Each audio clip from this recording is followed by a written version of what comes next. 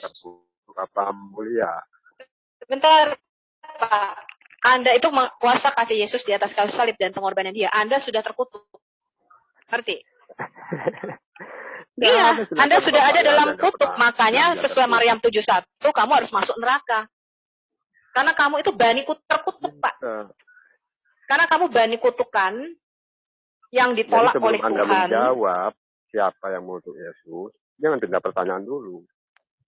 Ditulis apa, dibaca apa, Munir? Kamu ini bikin malu aku aja. Ditulis apa, dibaca apa. Makanya aku bikin kalian ada tertulis paksinya. Barang siapa yang mati di tiang salib itu terkutuk. Nah, pertanyaannya Yesus matinya di mana? Kan tadi sudah jelas. Berarti dikatakan Rasul Paulus mengatakan dia yang tidak berdosa telah menjadi dosa dan menjadi kutuk bagi kita. Kalau Yesus segala dosa dan kutuk itu tidak ditimpakan kepada dia, makanya dia harus dipakai mahkota duri, Pak. Itu lambang kutuk. Ketika Tuhan di Taman Eden mengutuk semak duri yang dihasilkannya bagimu, itu dia sudah mengutuk tanah, Pak. Makanya Yesus ada lambangnya, itu dia memakai mahkota duri. Itu dia menanggung kutuk dosa kita. Ya. Sama nggak perkataan Yesus dengan perkataan Paulus? Sama nggak dengan perkataan bapaknya Yesus? Sama nggak? Maksud lu? Kata bapaknya Yesus, dia adalah anak yang dikasihi. Nah, kata Paulus, dia ada yang terkutuk. Kan nggak sama itu. Bapak ini goblok apa gimana sih, Pak? Loh, kok goblok? Dia yang tidak berdosa telah dijadikan dosa dan kutuk karena dia harus menjadi korban penebus dosa atau korban penebus salah. Ya. Ngerti loh. Itu kata Paulus kan. Nah, kata bapaknya ada nggak yang misal itu? Bukan hanya kata bapaknya mengatakan kamu harus mati. Bapak baca Yesaya 53. Gimana? Kamu baca Yesaya 53. Kamu dijadikan korban penebus salah, kamu harus diputus dari dunia orang-orang hidup. Kamu seperti domba yang keluh dibawa kepada pembantaian. Jadi bapaknya Yesus menyuruh Yesus dibawa kepada pembantaian. Mudeng, Bapak. Share screen, Bu Sofi. Share. Ayatnya, ya. Nah. Atau share log lah. Gitu. Kalau nggak mau share log aja. Nanti bahkan ada yang kupertanyakan. Bukan, nggak ada ayat seperti itu, Pak. Mulai dari Kejadian 3:15 sudah ada. Ya, silakan. Iblis itu akan meremukkan tumit daripada sang Mesias. Dan itu terjadi di atas kayu salib. Mudeng ya? Berarti itu yang iblis itu ya? Yang nyalib itu iblis berarti. Betul. Berarti Anda harus berterima kasih kepada iblis itu. Karena betul. Kita harus berterima kasih kepada iblis. Betul. Iya. Sama seperti kita sekarang. Kalian kan dipakai oleh iblis. Ya, kalian dikatakan keturunan Ismail. Iya, kalian dikatakan keturunan Ismail. Itu akan menganiaya keturunan Ishak. Kalian anak-anak yang diperanakkan dengan sperma manusia secara daging akan menganiaya orang-orang yang diperanakkan secara roh. Loh, itu ada ayatnya. Dan kalian itu dipakai oleh iblis. Kalian dipakai oleh iblis untuk memperkuat iman kami. Itu sudah tertulis, Pak. Bahwa kalian yang membunuh demi nama Allahnya. Kalian menyangka kalian berbuat bakti kepada Allah. Padahal kalian menjadi alat iblis. Iblis itu sudah tertulis. Memang kalian dipakai itu untuk menguatkan gereja, Pak. Dikit-dikit. Dikit-dikit bakar gereja. Aduh, nggak boleh. Artinya udah jelas. Katanya iblis itu sangat berjasa buat kalian. Itu aja sih. Iya, betul. Terus masa lalu di mana kalau iblis berjasa buat kita? Nggak ada. Bukannya iblis kerja juga buat Allahmu. Bahkan Nabi Muhammad ditemenin setan. Setan kerja buat Nabi Muhammad. Betul nggak? Coba tunjukkan ayatnya. Ya, tunjukin hadisnya teman-teman. Setan masuk jadi muslim coba. Setan kayak Pak Munir nih. Jadi Gila. Kalau iblis berjasa, masalahnya di mana, Pak? Tapi kalau setan nggak. Iblis kan kerja buat Allahmu. Berarti iblis yang menjadikan Yesus Tuhan. Oh, nggak bisa. Iblis hanya bisa membunuh Yesus, nggak bisa menjadikan Yesus Tuhan. Nggak bisa, Pak. Iya, tanpa. Gini, Pak, Tuhan itu artinya penguasa. Untuk orang bisa diberikan kekuasaan, harus ada yang memberi. Harus ada orang yang berkuasa. Iblis dilucuti kuasanya, Pak. Justru dengan kematian Yesus di atas kayu salib itu, iblis dilucuti kuasanya. Iblis berjasa secara tidak sengaja. Dia pikir membunuh Yesus selesai. Gak taunya ketemu dia. Ngerti, Pak? Iya, itu namanya mengubah kutuk menjadi berkat. Halo, selamat malam semuanya. Apa Sadi? Iya, Bang. Gimana nih Bang fenomena? Itu sama dengan yang tadi dibilang. Jadi orang-orang yang menganiaya.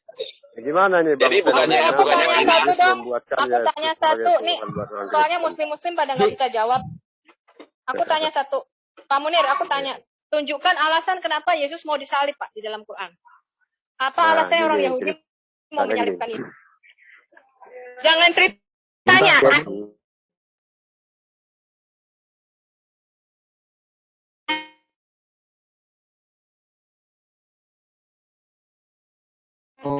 Dulu. Ya, Oke, ya. Record live. Enggak, ini udah di live-in kok. Oke, terus apa? Ada Bu, channel Bu Sophie tuh. Udah. Tapi ingat ya, dari Coba dari jam berapa tadi saya masuk, jam 6 sampai sekarang saya belum bisa bertanya. Cuma saya saja yang ditanya. Kan. Nah, tapi oke, sekarang saya akan jawab pertanyaan kalian. Ya. Tapi kalian itu harus menjawab juga, harus boleh aku bertanya. Tadi kan udah nanya Pak Sadi. Tadi udah nanya, kita jawab soal perkawinan lu lari. Nah, bukannya saya lari. Waktu itu kan saya ada acara di sini. Kan tadi itu saya sudah bacakan itu kan, bahwa Anda itu mengatakan bahwa Yesus itu tidak seperti kalian, tapi buktinya Maria Magdalena itu kan itu adalah istrinya. Ya, coba bukan ayatnya mana Maria Magdalena istrinya? Coba ayatnya Pak. Udah ketemu belum? Mualaf loh, hadiahnya besar ini. Coba Pak. Kan dia 100% manusia, wajar lah kalau nikah. Nanya Bapak. Kamu nggak terima sih. Ya, makanya kalau manusia 100% manusia, kenapa kita harus menyembah manusia gitu kan? Iya, datanya. Enggak kan wajar. Kita tidak pernah menyembah manusia, Pak. Kita nggak bodoh.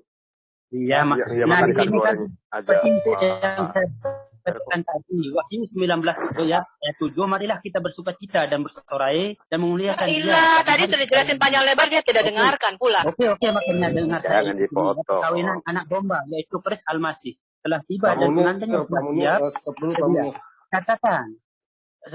Catatan anak domba adalah terjemahan dari kata lain, itu kan. Nah, yang kedua, lalu siapakah istrinya? Istri pertama namanya Maria Magdalena, Philip 49.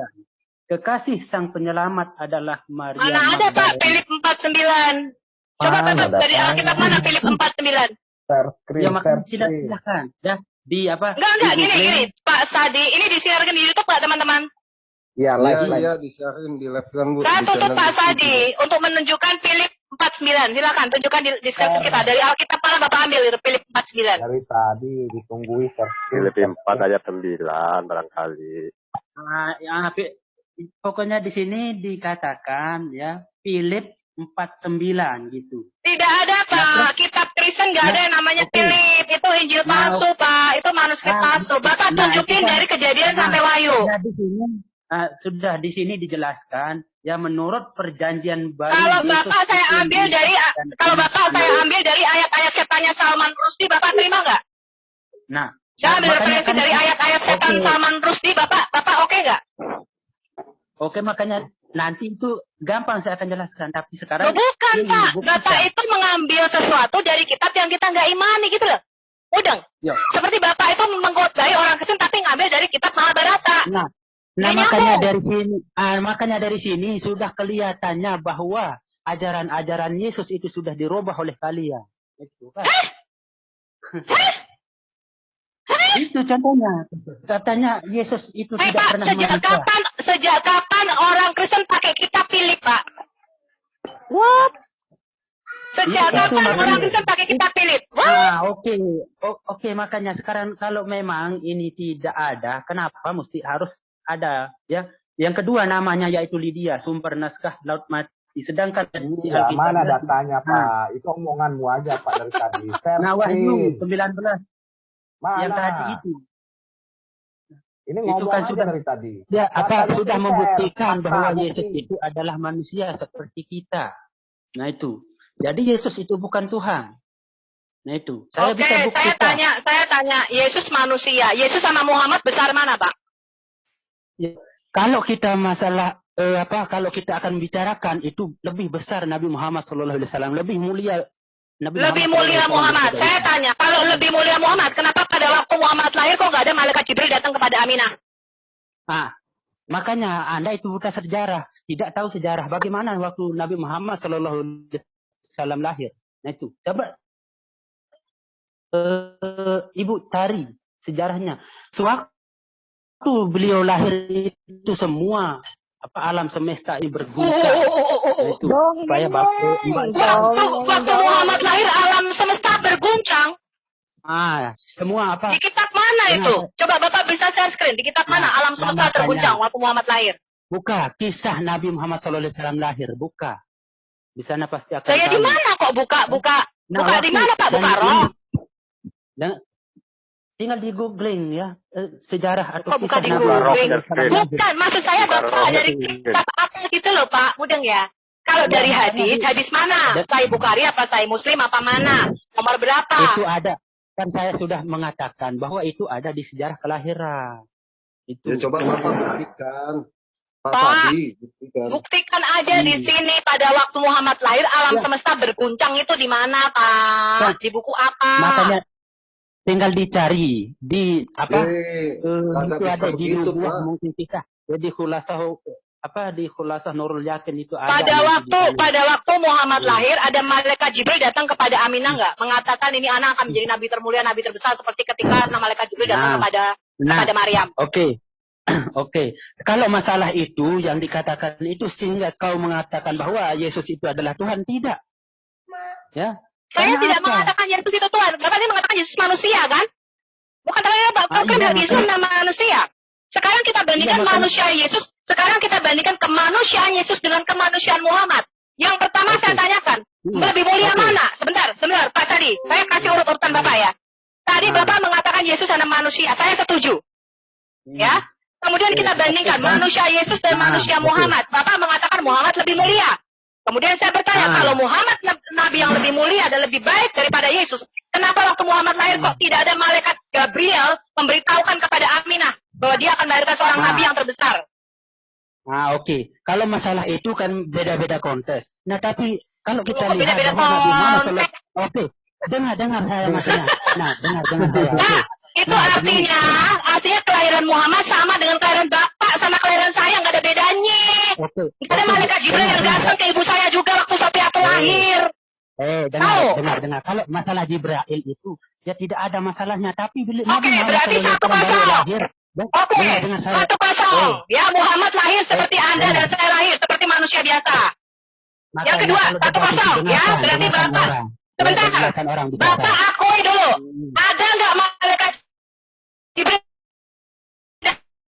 datang ke Muhammad lahir? Tidak. Saya akui, tapi sekarang saya akan jelaskan. 1-0 menang Yesus. Sekarang kita bandingkan yang kedua. Saya tanya lagi. Saya tanya, bagaimana Muhammad bisa lahir 4 tahun setelah Bapak? Makanya saya akan jelaskan semua. Diam ya. Oke, dengar saya. Sekarang logika dari mana Anda mendapatkan bahwa orang yang lahir sesudah 4 tahun ayahnya mati itu ada sejarah yang konyol. Yang Bapak baca kitab-kitab Anda. Bapak baca kitab-kitab sejarah. Bapak baca kitab sejarah Muhammad ya. Jelaskan kenapa Muhammad bisa lahir 4 tahun setelah bapaknya mati. Ya makanya itu salah. Itu sejarah yang salah yang sebenarnya ada 4 bulan bukan 4 tahun. Kalau dari 4 tahun siapa yang mensetubuhi Aminah kalau 4 tahun? Berarti nggak mungkin ya Pak, ada orang hamil 4 tahun ya, nggak mungkin ya? Betul? Nggak mungkin. Tapi menurut ulama-ulama Bapak, kehamilan itu bisa 4 tahun, bisa sampai maksimal 12 tahun. Ayo Nah, loh. itu kan oke. Kalau seperti itu pasti ada suaminya. Kalau sudah mati siapa yang mensetujui dia sampai 4 tahun coba? Logika enggak? Kalau ada Tapi Muhammad anak siapa, Pak? tunjukkan sama saya. Muhammad, oke, sekarang saya tanya. Muhammad anaknya siapa kok bisa lahir 4 tahun setelah Abdullah mati? Makanya makanya sejarah yang konyol, sejarah yang salah yang mengatakan bahwa 4 tahun. Yang benar adalah 4 Berarti bulan. Ibn Katsir, Jalaluddin As-Suyuti, Al-Waqidi, goblok semua ya Pak ya, itu orang-orang penulis itu ya? Iya, Sophie masa? tadi pas tadi Pinter Pak Sahdi ya? Bu Sophie tadi bilangnya bukan 4 tahun tapi 4 bulan. Betul Pak, datanya dari mana 4 bulan Pak? Ya makanya tinggal buka sejarah itu ada datanya di sana. Kisah-kisah Nabi Saya Muhammad. sudah bikin videonya Pak. Saya sudah bikin videonya, saya kasih sumber-sumbernya bahwa Nabi Anda lahir 4 tahun setelah ayahnya mati. Sekarang Bapak jelaskan, mungkinkah ada anak yang lahir 4 tahun setelah ayahnya mati? Kalau menurut saya tidak. Karena apa? Masa ada ada orang di kitab Bapak sampai itu ada di kitab Bapak tahun. Ada di kitab Bapak gimana tuh Pak? Mana? Coba tunjukkan. Kalau ada, coba mana? Oh, Bapak lihat dong di Al-Hayat Indonesia. Berasumsi. Pak, saya ini YouTuber. Data. Secara logika sekarang ada. Seandainya sekarang misalnya saya. Dia nggak tahu Al-Hayat Indonesia. Bapak cari Al-Hayat Indonesia, Bapak klik playlistnya Islamologi, Bapak cari namanya Katem. Nama asli Muhammad. Ya, Katem bin Abdul Alab. Itu nama asli Nabi Bapak. Oke. Nah terus yang selanjutnya saya akan jawab ya. Nah itu bahwa mukjizat apa bukan Pak? Lahir 4 tahun setelah ayahnya mati itu mukjizat apa bukan? Sudah. Bukan itu, bukan salah. Oke, 2-0. Berarti Yesus lahir dari perawan adalah mukjizat. 2-0. Saya tanya yang ketiga. Nabi Bapak bisa membangkitkan orang mati, menyembuhkan orang sakit lepra, mencelikkan mata orang buta, berjalan di atas air, membuat hidup burung-burung, memberikan kehidupan, tahu apa yang tersembunyi, apalagi ya, mengubah air menjadi anggur, kemudian menyembuhkan orang sakit ayan, mengusir setan-setan, bisa nggak lakukan seperti yang Yesus lakukan? Oke. Sudah 2-0 loh nih Pak, kalah loh Pak Nabi Bapak, 2-0. Oke.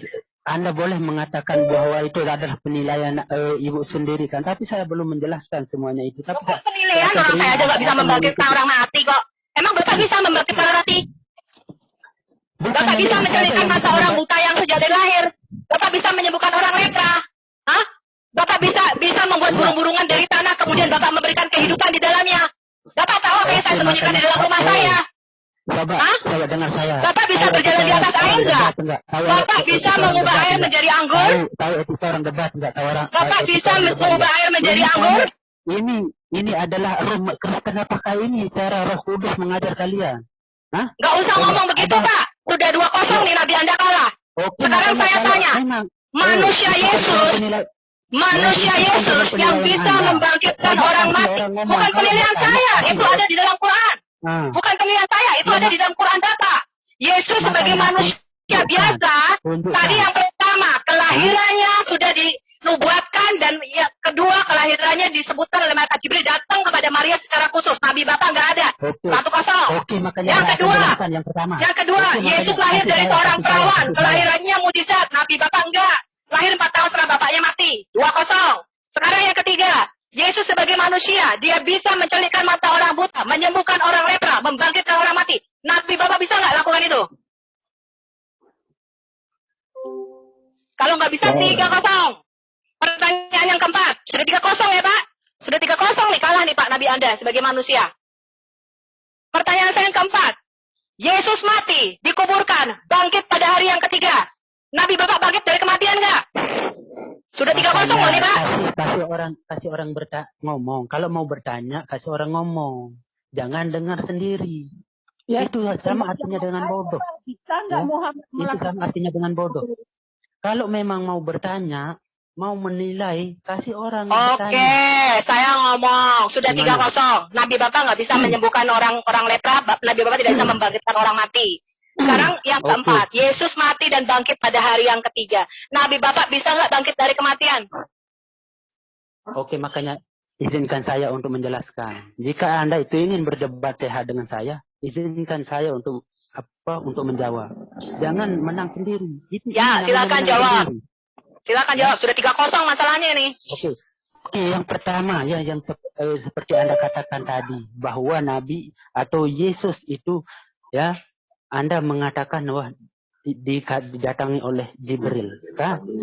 Itu. Ya, benar. Nah, sekarang Isa di dalam Al-Qur'an juga didatangi oleh Jibril. Itu. Ini orang rada bego atau gimana? Sama katanya pendebat terhebat. Yo, makanya sekarang Isa nih, teman-teman enggak dengan Yesus. Logikanya enggak jalan. Ini gimana nih? Katanya pendebat terhebat. Nata Sofiatul. Ya makanya saya pun sudah begini. Pendeta. Saya bisa jawab.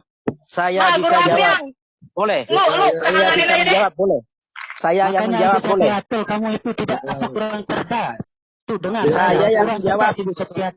Kurang cerdas. Saya yang akan menjawab, boleh enggak? Walaupun saya kurang cerdas, saya disembuhkan Tuhan dari penyakit yang dokter katakan tidak ada obatnya. Sekarang begini, kebanyakan Kristen yang kalau ada yang akan menjawab, boleh enggak? Sekarang, Iya. oke, dengar saya. Sekarang menurut Kristen itu apakah Isa Al-Masih di dalam Al-Quran sama dengan Yesus atau enggak? Gimana? Nah, sekarang saya mau tanya. Saya Romli yang akan menjawab, boleh enggak? Sofiatul, saya mau debat sama Sofiatul. Yang katanya Silakan jawab. Oke, sekarang pertanyaan saya dulu. Begini, Bang Sofiatul, sebentar bang. Saya jawab, Bang. Sebentar, Bang. Okay. Saya izin menjawab 1 menit.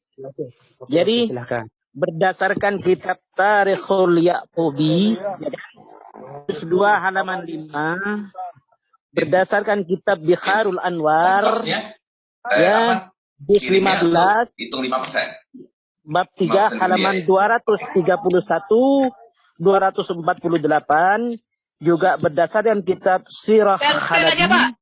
Silakan share screen.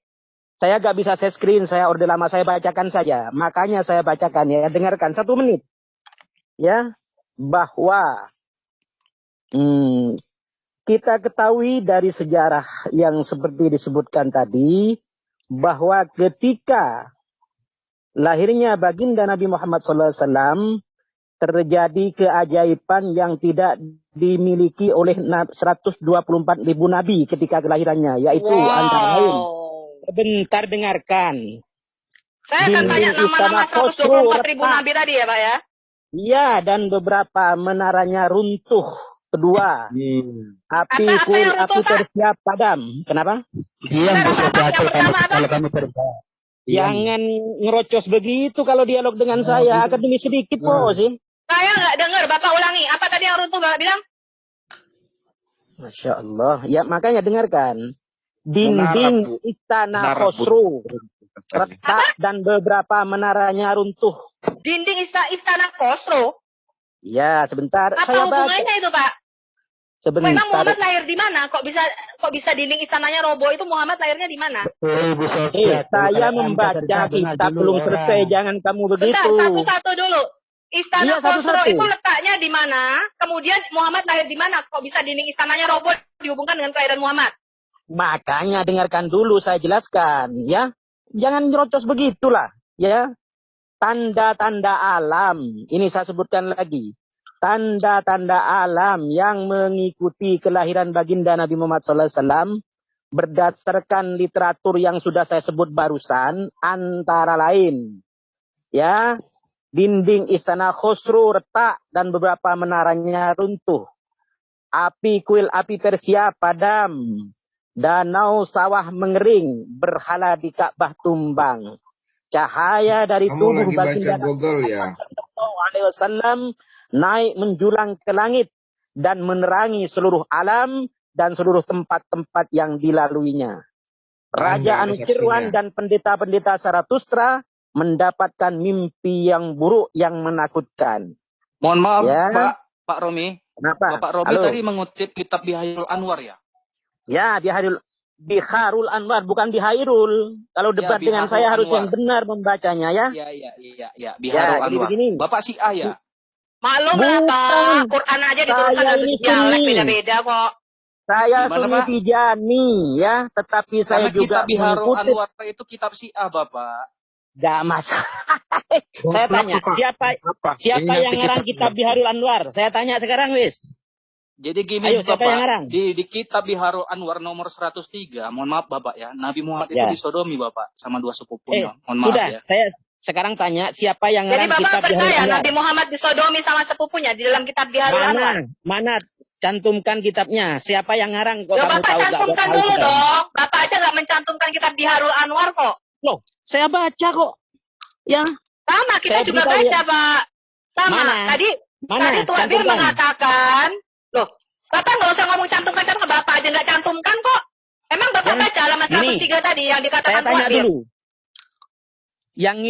Yang ngarang kitab Biharul Anwar siapa? Gitu, wis. Yang gitu. Jadi ulama Syiah Bapak itu memakai referensi kitab Biharul Sopo Anwar. sing ngarang kitab Biharul Anwar nomor 103. Itu Nabi Muhammad disodomi sama dua sepupunya. Kalau Bapak mau mana? kitabnya Tunjukkan teks aslinya. Teks aslinya, screenshot di sini. Apa itu tunjukkan di sini? Saya baca nanti. Jangan terjemahannya, teks aslinya. Berarti Anda nggak baca kitab Biharul Anwar dong. Kagak, Pak Romli disuruh saya screen. Kagak mau. Sekarang nuntut teman-teman yang lain saya screen. Jadi karena nabinya disodomi. Tapi begini, teman-teman. Begini, saya begini aja. Kita tanggapin. Begini, tadi kan sudah 3-0. Nah, tadi dikatakan bahwa Nabi Muhammad lahir terjadi alam semesta berguncang. Terjadi menara-menara itu runtuh, ada kekeringan. Artinya kelahiran Nabi Muhammad ini membawa bencana. Iya, membawa bencana. Sedangkan Yesus Kristus lahir itu berita sukacita. Artinya bencana alamin. Dengar, musibah alamin. Itu bukan bencana, dengar. Tapi pada saat itu orang-orang Yahudi itu menyembah di sana. Itu sebenarnya suatu beliau lahir. Kekeringan itu, Pak. Itu berarti kan menyebabkan petani. Menara roboh, terjadi kekeringan, terjadi bencana alam dong. Karena sinyal saya habis. Begini, berarti Nabi Muhammad ini lahir mau menjawab baik literasi. Menjadi pembawa bencana, betul. Begini saja. Ayo tunjukkan literasinya mana? Tadi Anda sudah nunjukkan sendiri. Gedung-gedung runtuh waktu Muhammad lahir, menara runtuh, terjadi bencana. Kekeringan, musibah semua. Dengar. Nggak usah tahu-tahu, Ramli. Ya, calon neraka, ya. Lu tadi mengatakan nabimu pembawa bencana waktu dia lahir. Benar nggak itu nabimu pembawa bencana? Siapa yang membawa bencana? Itu bukan pembawa bencana. Tapi tempat itu adalah tempat-tempat para orang-orang kafir itu memuja. Itu sebabnya waktu beliau lahir, api yang tidak pernah padam 1000 tahun itu langsung padam. Itu bukan bencana. Loh, tanah kering itu gimana, Pak? Ya, tanah kering gimana? Betul. Siapa yang ngarang Biharul Anwar? Betul. Sudah 3-0 kalah ya. Terus sekarang nabimu masih mati kan? Nabimu masih mati kan? 4-0. 4-0. Di mana 4-0-nya yang pertama? Beliau lahir itu. Yesus Kristus sekarang bangkit dan ada di surga. Nabimu masih mati. 4-0. Oleh para malaikat dan dibawa ke tempat suatu tempat. Beliau dikainkan oleh namanya lu'lu'in namanya, yaitu kain dari surga yang paling harum.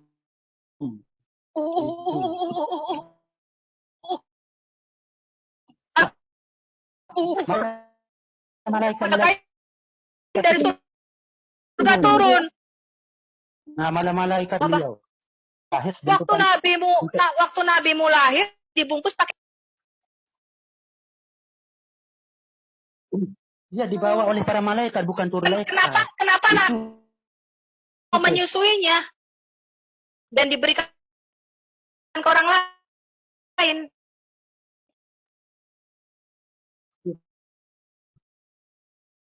Karena kenapa? Bantu. Sama dong kayak anak gue.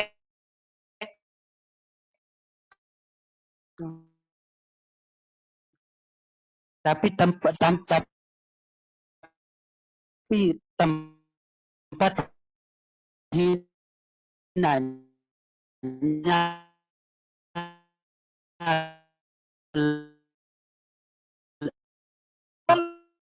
ya lahirnya Mikdad 4 ayat 7 kamu Mikdad.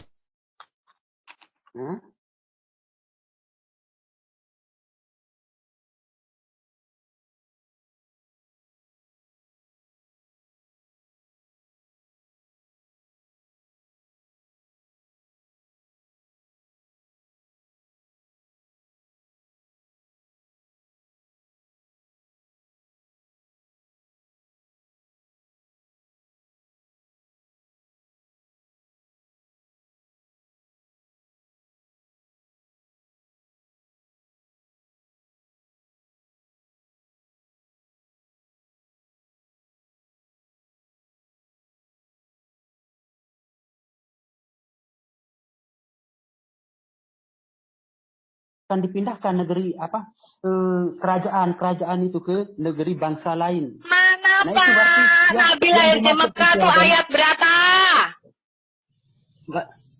Berarti itu sudah jelas bahwa akan ada nabi. Ayat berapa ada nabi lahir di Mekah? Kan ibu jago Alkitab. Kan tinggal dicari. Kamu yang ngeklaim ya, kamu yang membuktikan. Kalau saya tuh nggak ada, Mekah itu tidak pernah ada sampai abad keempat. Kata Mekah tidak ada di dalam Alkitab kita, Bapak tunjukin. Di dalam Alkitab yang mengatakan Mekah itu adalah Makkah di sana. Baca, ya. Baca di sana ada kata Makkah. Tuhan, ini kayak orang Lombok ya Tuhan, ampuni aku Tuhan. Yesus, ini orang Lombok kayak gini semua nih. Yo, bukan semua orang Lombok tidak cerdas. Semua orang Lombok itu cerdas. Makanya saya itu sudah berapa pendeta dan debater Kristen itu nggak ada yang mampu. Oh iya betul. Nggak mau nyanyi kegilaan Bapak ya. Ya kalau saya gila mesti saya akan mempertuhankan manusia. Tapi saya itu waras, itu sebabnya saya mempertuhankan Tuhan yang menciptakan. Oh enggak, kamu mempertuhankan batu hitam, makanya kamu sujud 5 kali menghadap ke batu hitam. Sekarang tunjukkan mana dalilnya. Mana dalilnya? Kamu aja tadi nggak tunjukkan saya mana ada nabi lahir di Mekah, tunjukkan dalilnya. Memang, tapi itu kan ada sudah mengatakan bahwa kerajaan Yerusalem itu. Tunjukkan ada nabi lahir di Mekah, mana dalilnya? Tunjukkan. Dengar. Dan juga Yesus berkata. Jangan Yesus. Bapak tadi mengatakan ada nubuatan nabi, seorang nabi lahir di Mekah. Tunjukkan dalilnya.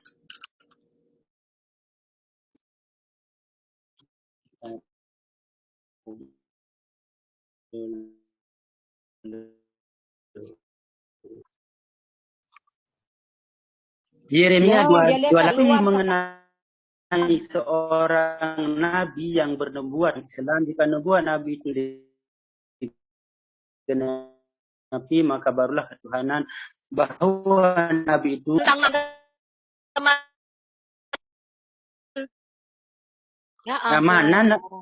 nubuatan nabi palsu. Tanya mana nubuatanmu tentang nabi, dia baca ayat tentang nabi palsu. Waduh. Lagi Yohanes Islam aku tinggalkan Islam aku tinggalkan atas kamu. Coba teman-teman Yohanes 14 ayat 7 kok bunyinya Islam aku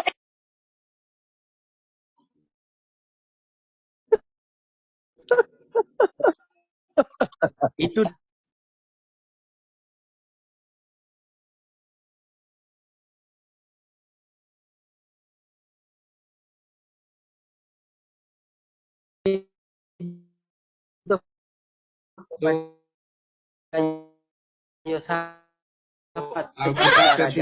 sendiri ya. Pantas Pak, tidak ada pendeta yang mau debat sama Bapak.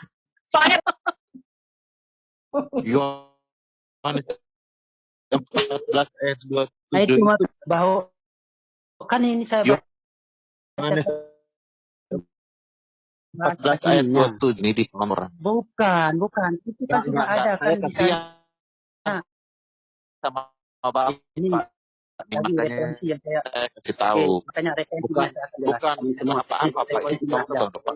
Gimana Ya, Bapak? nah ini sudah. Oke, ini Ya, pengertian Bapak Islam secara harfiah artinya damai selama.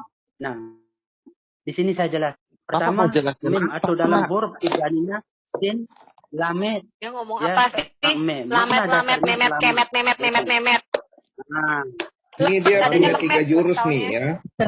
tadi yang Kristen aja tidak paham dengan bahasa asli Alkitab. Sahdi Kok ini gimana Katanya, tadi Bapak mengatakan ada nubuatan Nabi lahir di Mekah, ayatnya Ya, mana? ya makanya itu kan sudah ada di Kidung Agung yang mengatakan apa? Tadi Yeremia, terus Yohanes, sekarang Kidung Agung. Ya apa sih Bapak iki?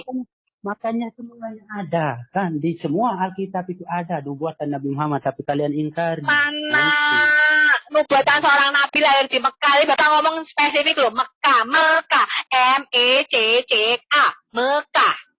Ya makanya itu kan Mana? Ayatnya mana? Dalilnya mana? Mika? Bu Sofi, pemikirannya Bapak ini luar biasa. Jadi gini, kalau di Alkitab itu ada kata amin, jadi nama yang namanya Pak Amin sudah dinubuatkan. Kemudian kalau ada selamat, berarti namanya Pak Selamat sudah dinubuatkan. Cilaka ya. Jadi gini ya. Jadi coba teman-teman 14 ayat 27 sini apa? Teman-teman perhatikan, kalau teman-teman dari Islam ini menggunakan ayat di Bible, maka mereka sering menggunakan 3 jurus, yaitu dia mencomot dulu ayatnya, kemudian dia mencocok-cocokkan, dan terakhir dia mempelintir. Jadi comotologi, cocokologi, dan pelintirologi. Ya makanya. Kalau sebentar. Kalau kita menanyakan ke dia tentang dalilnya dia, gitu atau ayat dia sama pakai 3 jurus juga, ya. 1, ngotot. 2, ngeles. Terakhir ngeyel. Oke. Ya itu kan ini saya kasih referensi ya supaya Anda itu paham sedikit, ya. Yesaya 6:40. Kota-kotamu yang sudah menjadi padang gurun, Sion lembah baka. Nah itu baka itu maksudnya adalah apa? Kota Makkah di padang gurun Sion. Buat kota Makkah Arab mengatakan kota Yerusalem kanan. Jadi kalau alam baka itu alam Mekah gitu. Belajar gimana nih ya? Alam Mekah. Kota Yerusalem bukan padang. Jangan cocok-cocok. Sudah menjadi padang gurun. Nah, syarat itu Mekah gitu ya. Yerusalem akan bertukar ke padang gurun Arab. Itu. Makanya di mana Mekahnya? Kerajaan Allah dicabut dari bangsa Yahudi dan bait Yerusalem menjadi sunyi sehingga akhir zaman kerajaan Allah berpindah ke padang gurun Sion, lembah baka, Makkah. Nah, bait suci alam baka apa Pak? Sumur mata air Zam-Zam di padang gurun Sion, tempat lembah baka, lembah bait suci Makkah, lembah bait haram, lembah raja, lembah paran, lembah berkata. Mazmur 86. Luar biasa nih falasinya ya, kesesatan berpikirnya. Apabila melintas lembah baka, lembah kota suci Makkah di padang gurun Sion, mereka membuatnya menjadi tempat yang bermasalah.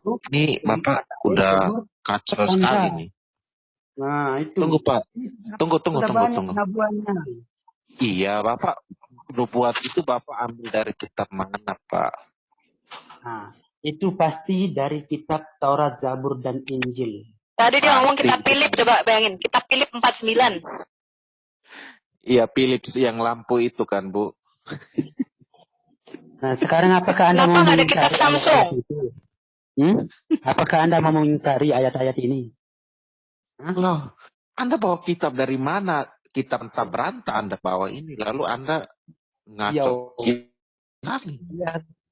Ya kan gini loh Pak, itu ayat bukan ngomong Mekah, Bapak ngomong Mekah. Bukan ngomong Muhammad, Bapak ngomong Muhammad. Lalu kita ngingkari apa, Pak? Jadi gini ya, makanya bahwa seperti yang tadi katakan cocokologi, ya, itu kalian sebagai pendengar harus periksa. Karena ternyata yang seperti Bapak ini banyak gitu. Jadi bukannya benar-benar ada data itu. Kemudian Yohanes 14 ayat 27, kalian silakan baca, cari Alkitab itu gampang di-download. Kemudian kalian baca dari semua bahasa, sampai ke bahasa Yunani, bahasa Inggris, bahasa apapun yang kalian bisa, kalian lihat, kemudian kalian terjemahkan. Kalau Anda kata kalian mau coba lihat yang Latin, kalian masuk ke Latin, kemudian kalian terjemahkan pakai Google Translate. Kalian lihat yang Bapak ngomong ini adalah benar atau tidak. Jadi kita serahkan kepada seperti itu untuk diperiksa gitu, karena kita merasa lucu bahwa memang benar-benar nggak ada yang ngomong soal baka. Tadi dia ngomong Yohanes 4 ayat 27, betul? 14.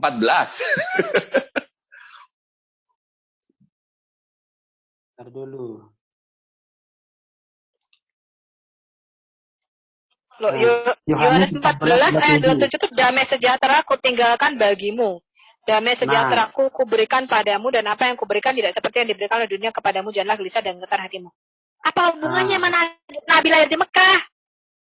Memang itu nggak ada, tapi di sana kan bahwa penubuatan maksud saya Islam di sana kan. Kalau masalah itu sudah dijelaskan bahwa kerajaan Israel itu akan dipindahkan ke bangsa lain, yaitu bangsa apa? Yaitu bangsa Arab. Nah di sana. Damai sejahtera aku tinggalkan bagimu, katanya Islam, teman-teman. Gini loh Bu, jadi berarti gini kan saya ngomong kalau ada kata amin, kalau ada kata amin di Alkitab berarti semua yang namanya Pak Amin itu sudah dinubuatkan. Itu cara pengertiannya Bapak. Jadi kalau begitu ada ngomong damai sejahtera, berarti itu adalah Islam. Karena kan mereka menganggapnya Islam adalah damai. Jadi, oh ini sedang bicara Islam. La ilah. Jadi, nggak boleh ngomong kata yang sama. Ngomong kata yang sama berarti itu Islam. Mana bisa begitu? Iya, makanya itu kan cuma kalian yang salah-salah tafsir. Nah, kalau kita akan membicarakan atau akan membahas tentang bahasa aslinya, dan kita nggak perlu ditafsir. Itu damai sejahtera Tuhan yang Tuhan berikan di dalam hati kita. Itu damai sejahtera yang hubungan kita sudah diperbaiki dengan Tuhan. Itu kan penafsiran kalian. Sebenarnya nggak penafsiran, gue ngalamin. Gue tuh ngalamin Roh Kudus. Nggak perlu ditafsir, ngalamin. Mengalami Tuhan, tau nggak? Roh Kudus dari mana? Kalau cuman bisa ngoceh seperti gini loh Pak, kalau saya ngomong Bu Sofi lagi makan apa? Bu Sofi lagi makan apa? Saya lagi makan pengalaman yang aku alamin kok. Ngomong Roh Kudus dari mana? Makanya buka itu. Gini, aku lagi tanya sama Bu Sofi. Bu Sofi lagi tinggalkan bagimu Islam. Bu Sofi lagi makan apa? Lagi makan kue biskuit selamat. Lalu kemudian apakah saya harus menafsirkan kata biskuit selamat itu? Ya enggak biskuit lah. Islam. Karena biskuit selamat ya ada selamat. Bukannya itu biskuit artinya ini selamat berarti lelaki bernama Selamat. Silakan. Benar nggak? Udah ada faktanya. Ya dimengerti sebagaimana apa adanya, bukan nubuat. Nah makanya di sana kan sudah jelas bahwa di jelas apa? Orang salah kok jelas. Belum ya di sana asal bahasa aslinya. Seorang anak diberikan kepada kita, seorang putra diberikan kepada kita. Lambang pemerintahan ada di atas bahunya. Namanya akan disebut orang Raja Damai, Allah yang perkasa, Bapa yang kekal. Nah itu baru nubuat Pak. Hai engkau Efrata, sekalipun engkau yang terkecil, tetapi akan lahir bagimu. Gini. Yang akarnya sudah sejak purbakala itu nubuat Pak. Akan lahir seorang apa? Seorang raja atau seorang tuan atau seorang Tuhan? Seorang Raja Mesias. Itu nubuatan Raja Mesias. Mesias itu Tuhan atau gimana? Mesias itu anak Allah. Mesias itu anak Allah yang hidup. Oke, anak Allah. Sekarang Tuhan itu pernah melahirkan anak? Hah? Sudah melahirkan? Nah, itu beda, Pak. Kalau di Quran, Bapak, Allah Anda kan harus punya istri. Jangan selalu.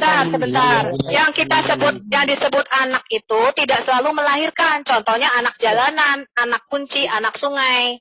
Ya, di dalam Quran Bapak juga ada yang namanya anak jalanan. Memangnya kapan Bapak jalanan kawin sama ibu jalanan? Hah? Yang namanya anak Allah, itu artinya dia berasal dari Allah. Yesus mengatakan, aku datang dan keluar dari Allah. Ya, dan nggak seperti pengertian biologis, seperti Quran Bapak. Dia nggak bisa punya anak karena Allah Bapak nggak punya istri. Ngerti? Allah Bapak nggak punya sahibah atau pasangan perempuan, makanya Allah Bapak nggak bisa punya anak. Itu kata surah Al-6, surah 6 ayat 101. Beda Pak, pengertian anak Allah di dalam Alkitab artinya dia keluar dari Allah. Sebagai sang firman dia keluar dari Allah. Makanya ya, kalau sudah keluar dari Allah itu berarti yang melahirkan pasti Allah. Ya. Nah itu. Kita tidak bisa Allah dikatakan Bapa. Allah Anda Bapa bukan? Allah Anda Bapa bukan? Allah kami itu bukan makhluk. Loh, Allah Anda Bapa bukan? Karena di dalam kitab Yahudi, Musa mengatakan Allah itu Bapa kita. Anda baca kitab Taurat Musa. Yahudi, kami punya Al-Quran. Loh, katanya Anda meneruskan risalah orang Yahudi. Benar nggak? Risalah. Benar, tapi kan kita tidak menyebutkan Bapak. Itu adalah Bapak. Ya sudah, berarti Allah yang Anda sembah itu Tuhan negeri Mekah pemilik Ka'bah. Bukan Allahnya kami, beda. Ya makanya sekarang begini, sekiranya Allah Anda dan Allah saya itu beda, ya. Apa secara logika apakah ada dua Allah di dalam dunia ini? Enggak ada, Pak. Yang satu asli, yang satu palsu. Nah, sekarang kita buktikan kalau memang Allah Anda itu asli. Sekarang begini, Pak. Bapak mikir ya. Oke, kita buktikan. Kita pakai logika. Mana yang palsu? Kita asli, Pak. Ya. Kita buktikan mana yang palsu. Ya, apakah Tuhan negeri Mekah pemilik Ka'bah atau Tuhan Israel Allah Abraham, Ishak dan Yakub? Ya, kita buktikan Allah mana yang asli, Allah Tuhan negeri Mekah pemilik batu hitam Ka'bah atau Allahnya Abraham, Ishak dan Yakub di dalam Alkitab kita. Sekarang pertanyaan saya, Alkitab kita itu dijadikan satu antara perjanjian lama dengan perjanjian baru. Sedangkan Quran Bapak itu isinya bertentangan dengan Alkitab. Saya tanya, mungkinkah dari satu sumber, satu Tuhan yang sama mewahyukan dua kitab yang bertentangan dan berbeda? Nah, yang sebenarnya itu adalah sama, satu Tuhan, ya. Sebenarnya itu adalah satu Tuhan. Itu sebabnya di dalam Al-Quran mengatakan celakalah, ya, orang-orang yang membuat kita sendiri atau ahli-ahli kitab itu. Nah, itu yang membuatkan beda. Sebenarnya itu sama, tapi para ahli-ahli kitab itulah yang membuatkan beda. Tuh. Nah, itu sebabnya. Oke, saya tanya, Bapak mengatakan kitab kita sama, ya kan? Ya, Bapak bisa jelaskan surat 6 ayat 85 enggak? Apakah nama Tuhan nama Tuhan di dalam Quran Bapak itu Yud-He-Vav-He, Pak? Apakah nama Tuhan di dalam Quran Bapak Yahweh? Kalau di dalam Al-Quran tidak ada, ya, tidak ada nama berarti Yahweh. Tuhannya beda. Kok Bapak bisa ngomong sama? Ya, makanya nama Yahweh itu disebut lebih banyak, Pak, hampir 7.000 kali di dalam Alkitab kita, lebih banyak daripada El atau Elohim. Itu adalah nama pribadi daripada Tuhan Allah Abraham, Ishak dan Yakub. Kok bisa di dalam kitab Bapak jadi Tuhan negeri Mekah pemilik Ka'bah itu gimana ceritanya, Pak? Kapan bacaan bubur merah ganti nama? Allah Ibu itu sekarang, dari bahasa apa? Sekarang pengertian daripada Yahweh itu apa? Sobat? Ada nggak artinya Yahweh itu, Sobat? Ada nggak artinya? Kalau memang itu saya belum dijawab. Kalau kita berasal dari Tuhan yang sama, Bapak menyembah Tuhan yang disembah Musa nggak? Iya. Bapak menyembah Tuhan yang disembah oleh para nabi nggak? Iya. Lah kenapa namanya beda? Itu loh pertanyaan saya, Pak. Kok mewahyukan dua kitab yang bertentangan? Kan saya sudah bilang tadi, yang membedakan itu, yang merubah itu adalah para ahli kitab seperti Paulus. Nama Tuhan Bapak siapa? Nama Tuhan Bapak di dalam Quran siapa? Allah Subhanahu wa Ta'ala. Itu nama Tuhan. Sekarang Bapak buka surat 6 ayat 85. Bapak buka surat. Teman-teman ada yang bisa share-screen? Buka surat 6 ayat 85. Apakah benar nama Tuhan yang disembah para nabi itu Allah Subhanahu wa Ta'ala? Silahkan. Tapi sekarang tolong ada yang bisa. Ini siapa sih hostnya? Saya bisa share screen nggak ini? Bisa Bu, itu. Cuma saya nggak ada itunya apa? Cari di Quranwall, Quranwall.com.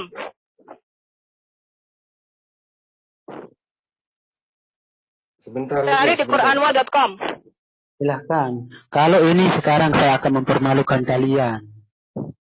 Kau dari tadi permalukan sudah 5 jam juga nggak ada yang malu sama kau. Iya. Kan saya tidak pernah bertanya dari tadi. Saya cuma ditanya aja. Kalau buka dulu surat 6 ayat 85. Nah, Tuakbir bisa nggak Tuakbir? Nggak bisa bro share screen karena bukan co-host. Yang teman-teman co-host coba. Iya. Teman-teman co-host. Bentar. Mana ada ayat 185?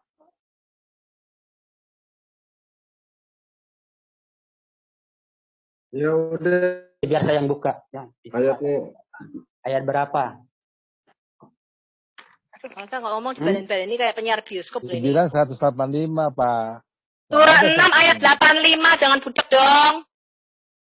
Iya, surah 6. Bentar, teman-teman muslim yang lain sebentar ya, sabar ya. Nanti juga kebagian. 02. 102.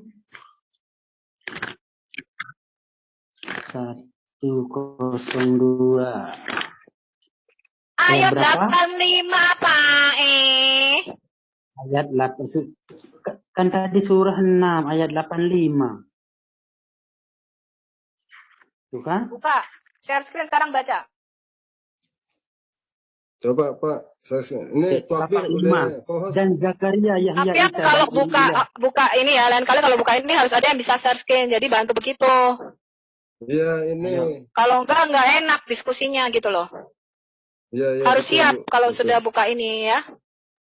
Oke. Dan Zakaria, Yahya, Isa dan Ilyas semuanya termasuk orang-orang yang soleh. 86. Sekarang aku tanya, enggak usah. Ayat 85 saja. Zakaria, Yahya, Yeshua, Elias, ini orang mana? Orangnya saleh. Orang mana? Orang-orang dari bangsa Israel. Sekarang jelaskan arti nama Zakaria, arti nama Yahya, arti nama Yeshua, dan Elias. Saya artikan namanya. Nggak tahu dia itu. Halo. Gimana sih saat ini? Nggak paham-paham. Aduh. Dan itu kan ya? Nama. Tentu dia mempunyai arti satu huruf per huruf. Ya. Kalimatnya didengar baik-baik, Pak Sadi. Ya, makanya silakan. Zakaria. Nah. Yahya itu nama aslinya siapa, Pak? Nama asli Yahya Pembaptis itu loh. Yahya Pembaptis nama aslinya siapa? Kalau dibaca apa di bahasa Ibrani mungkin apa ya? Yohanes, kurang tahu saya kalau namanya Yohanan. Namanya Yohanan the Ermezer atau Yohanan Pembaptis atau pencelup. Sekarang Yesus itu nama aslinya Yeshua. Ya, Ilyas itu Elia. Nah, Bapak jelaskan arti nama-nama tersebut. Ayo Pak, katanya mau mempermalukan kita. Ini udah lama loh, ini cepat. Satu huruf per huruf. Bukan satu huruf per huruf, itu nama punya arti. Saya tanya Bapak. Sekarang saya tanya, Bapak tahu nggak arti nama Zakaria, Yohanan, Yeshua, dan Elia? Kalau tidak tahu, ngomong tidak tahu. Aku tidak tahu artinya. Kalau ya sudah, kan lebih enak. Bu Sofia tahu saya nggak tahu artinya. Enak toh? Oke. Tapi sekarang apakah memang ini kita cara untuk membuktikan bahwa Tuhan yang sejati itu? Saya belum ngomong. Bapak kok tidak tanya sama Sofia tuh. Kalau gitu apa artinya Bu Sofia tuh? Kan gitu. Masa Sofia tuh ngasih pertanyaan nggak kasih jawaban? Oke. Sekarang silahkan apa artinya sekarang coba, ayo. Zakaria itu artinya Yahweh remembers me atau Yahweh mengingatku. Yohanan itu nama asli sebentar. Referensinya dari mana coba kamu dapat? Bukan referensi Pak, itu kata Ibrani, bahasa Ibrani. Bapak ngerti ya bahasa Ibrani? Memang Zakaria itu memang seperti itu kan? Sebentar. Yahya itu nama aslinya Yohanan. Artinya Yahweh is gracious to me atau Yahweh bermurah hati kepadaku. Itu nama aslinya Yohanes Pembaptis atau Yahya Pembaptis. Seperti ini. Sekarang referensinya kamu dapat arti gimana? Kamu tanya orang Ibrani itu nama-nama itu ada artinya Pak di dalam Alkitab setiap tempat, setiap kejadian. Setiap nama itu bukannya tidak berarti, nggak seperti di dalam Quran Isa ono artine. Udah sekarang saya jelaskan Yeshua. Sekarang Bapak dengerin dulu dong, saya belum selesai. Bapak mau pintar apa mau bodoh? Kamu dari tadi. Bapak mau jadi pintar apa mau bodoh? Mas Adi dari tadi tak paham nih. Mas Adi dengerin dulu. Ya kan dari kemarin atau dari tadi saya itu cuma mendengar aja, tidak pernah ngomong, tidak pernah bertanya. Loh, saya tanya kamu nggak tahu artinya kok. Tadi saya tanya kamu bisa nggak jelasin arti nama-nama ini? Kamu ngomong nggak bisa. Sekarang kamu tanya, saya lagi jelasin, kamu ngomong. Kamu tuh yang benar yang mana sih? Kalau kamu nggak tahu, kamu diam, dengarkan dulu saya ngomong. Kalau kamu bisa jelasin, kamu aja yang ngomong, saya tak diem. Udang. Nggak tahu, dijelasin ngomong. Ini piye toh ki wong iki? Dengerin kata Pak Ahok itu, kalau bodoh itu dengar, biar diajar. Nurut kalau bodoh. Dengerin dulu Sofiatul ngomong. Saya tanya, jelaskan arti nama-nama ini. Nggak tahu. Silakan Bu Sofiatul ngomong, kok pengen ngerocos. Kamu dengerin dulu. Dari mana? Dari mana kamu dapat referensinya bahwa Zakaria itu artinya? Kita itu ahli kitab, kita tahu Bapak. Tak cari aja tuh arti nama Zakaria itu banyak di Google. Iya, enggak perlu referensinya yang perlu. Kok enggak perlu? Enggak perlu referensi, Kak, itu umum. Itu orang Kristen semua tahu arti nama-nama itu. Sekarang saya jelaskan, saya belum selesai jelaskan dulu ini. Ya, arti nama Yohanan itu adalah Yahweh is gracious to me, atau Yahweh bermurah hati kepadaku. Arti nama Yesua adalah Yahweh Sua atau Yahweh juru selamatku. Dan arti nama Elia adalah Yahweh adalah Allahku atau El. Jadi jelas Pak bahwa nabi-nabi sebelumnya Allahnya nggak pernah Allah Subhanahu wa Taala. Sesuai dengan surat 6 ayat 8. Nggak betul kalau Allah yang disembah oleh para nabi sebelumnya itu adalah Allah Subhanahu wa Taala.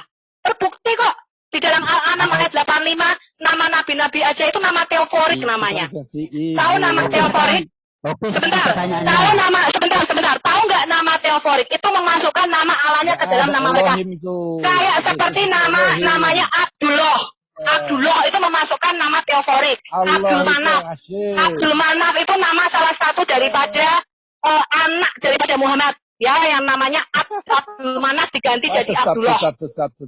Ya. Udahlah Pak Saat, tinggal. Kemudian Abdul Manaf, Abdul Usa. Ya, Abdul Usa itu nama teoforik. Itu memasukkan nama Dewa Usa. Ya, Abdul Manaf, Abdul Usa, Abdullah. Ya, itu memasuk Abdul Manaf, itu semua nama dewa-dewa. Itu nama teoforik namanya. Itu memasukkan nama Allahnya ke dalam nama mereka. Sekarang pertanyaan saya begini, Ibu Sofiatul yang cerdas. Sekarang dari mana Anda mendapatkan referensinya bahwa Zakaria itu mempunyai arti itu seperti umum, itu? Pak, itu bahasa Ibrani. Bapak belajar dulu bahasa Ibrani. Iya, makanya. Bapak cari di Google. Bapak cari aja sekarang arti nama Zakaria. Arti nama Yohanan.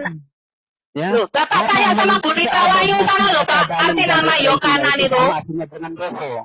Sama artinya dengan bohong. Saya nggak seperti Nabi Bapak suka bohong. Sofiatul nggak suka bohong kok.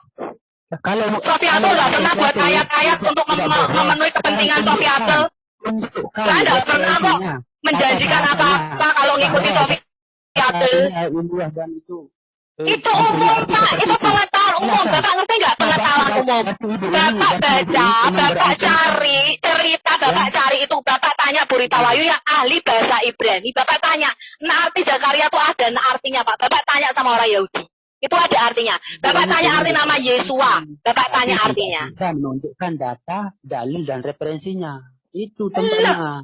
Bapak buka di Google. Ada yang bisa share screen dari teman-teman. Makanya saya susah nih kalau buka Zoom gini nggak ada yang bisa share screen. Tolong dong co-host bisa share screen.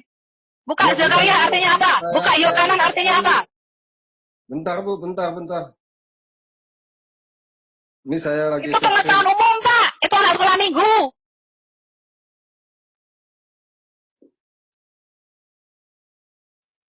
Bentar tuh. Zakaria means. Udah dibaca. Arti nama Zakaria. Artinya Yahweh remembers me. Itu ya artinya Tuhan telah mengingat. Tahu nggak? Oke, sekarang referensinya dari mana, coba? Sekarang. Yang referensi dari mana? Ini obat Pak. Ini nama Ibrani Pak. Bapak mungkin enggak? Zakaria itu orang Ibrani Pak. Ibraninya yang mana? Coba seperti itu. Kalau kita bicara bahasa. Ini umum Pak. Ini umum bahasa Ibrani umum Zakaria Pak. Berarti ibu ini tidak bisa membuktikan. Loh, itu Tuhan itu Yahweh Pak. Itu loh Bapak nggak tengok itu. Artinya Tuhan telah mengingatku. Nah, sekarang Zakaria. Ya, Zakaria. Bacanya Zakaria. Artinya Bapak tahu nggak? Sebentar. Sebentar, Pak. Zakar itu sama dengan bahasa Arabnya zikir. Tahu nggak? Arti kata zakar dalam bahasa Ibrani itu artinya sama dengan zakar laki-laki itu artinya pengingat. Sama dengan kata zikir dalam bahasa Arab. Mudeng. Jadi kata Zakaria itu artinya Yah itu dari nama Tuhan sendiri, Yahweh. Yahweh mengingatku, makanya artinya jadi Tuhan telah mengingatku. Zakar itu sama dengan dikir dalam bahasa Arab, Bapak. Dikir. Ngerti nggak? Sang penghafal itu loh. Pengingat. Mudeng. Makanya belajar bahasa Ibrani, Pak. Dikit-dikit, Pak. Semua nabi-nabi Bapak, 24 nabi itu orang Yahudi. Cuma satu yang orang Arab. Makanya Bapak jangan belajar bahasa Arab dong. Belajar bahasa Ibrani. Gitu loh, Pak. Nabinya 24 semua nabi-nabi Yahudi kok.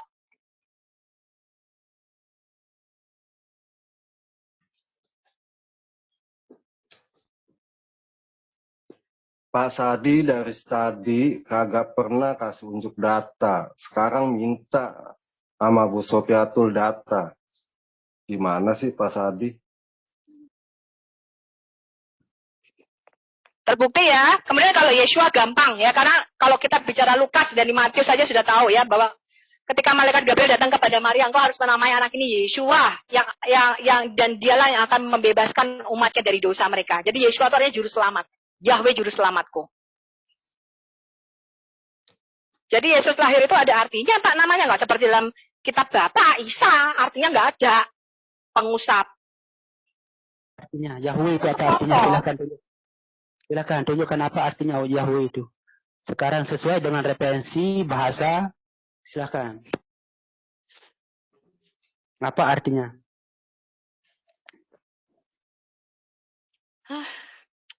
Silahkan Bu, yang cerdas. Ini mau jago, ahli debat. Iya, makanya. Silakan. Karena saya... Nah, berarti sudah terbukti ya, Pak? Sudah terbukti dari Al-An'am ayat 85 bahwa Tuhan yang disembah nabi-nabi sebelumnya tidaklah bernama Allah Subhanahu wa Ta'ala. Ya? Ya, sekarang silakan Yahweh itu apa artinya? Tunjukkan referensi data dan dalilnya. Bapak bisa bahasa Ibrani enggak? Buka Keluaran 3 bahasa aslinya dong, bahasa Ibrani. Online Interlinear Hebrew Bible. Ya, sebentar Bu. Bahasa Ibrani ya. Linearnya Bu ya. Sebentar ya.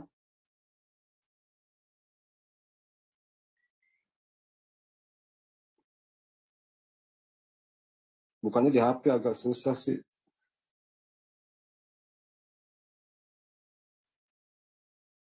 Ini aku bukain.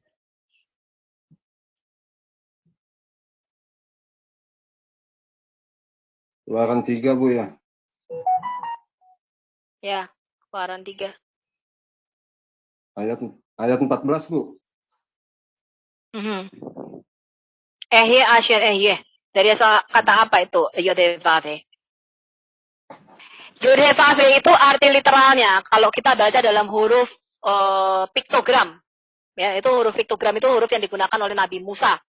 Ya, ketika dia menulis Taurat. Pakainya piktogram. Itu artinya lihat tangan, lihat paku. Itu arti kata Yodhevave. Bagus banget lihat tangan, lihat paku.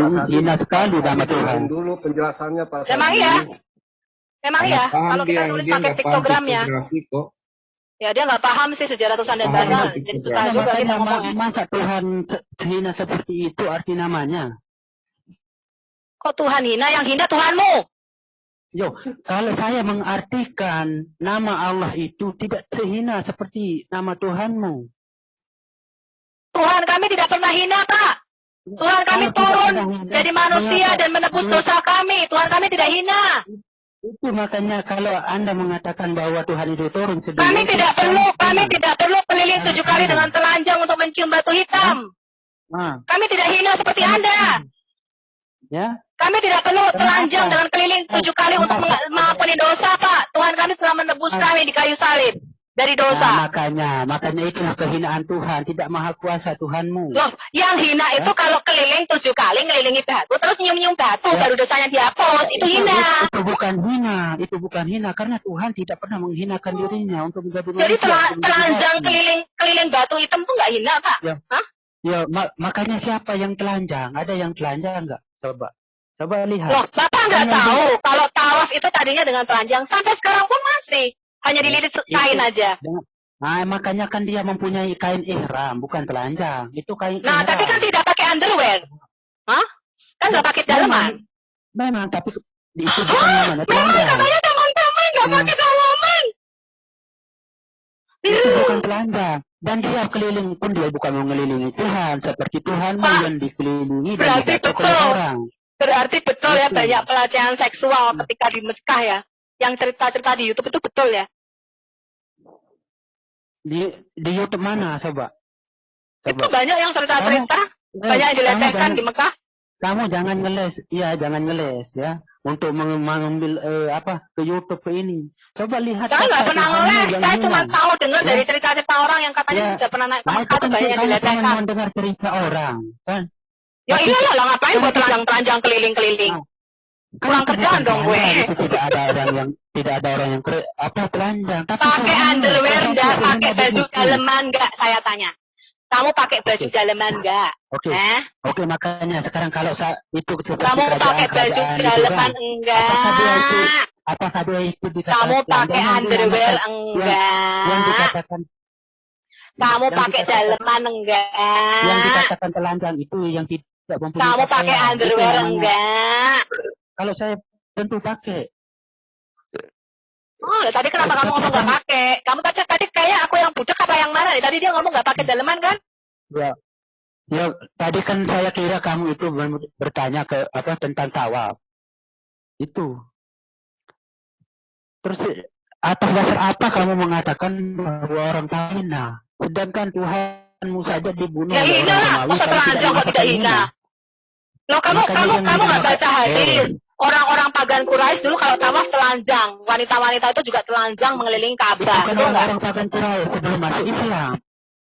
Kan? Lah ya iya, kok kamu terusin gitu loh. Adatnya kok kamu terusin, ayo. Yang tidak kita mengikuti itu secara telanjangnya mungkin. Oh, yang tidak diikuti telanjangnya. Tapi pakai baju daleman nggak? Tapi pakai baju daleman nggak?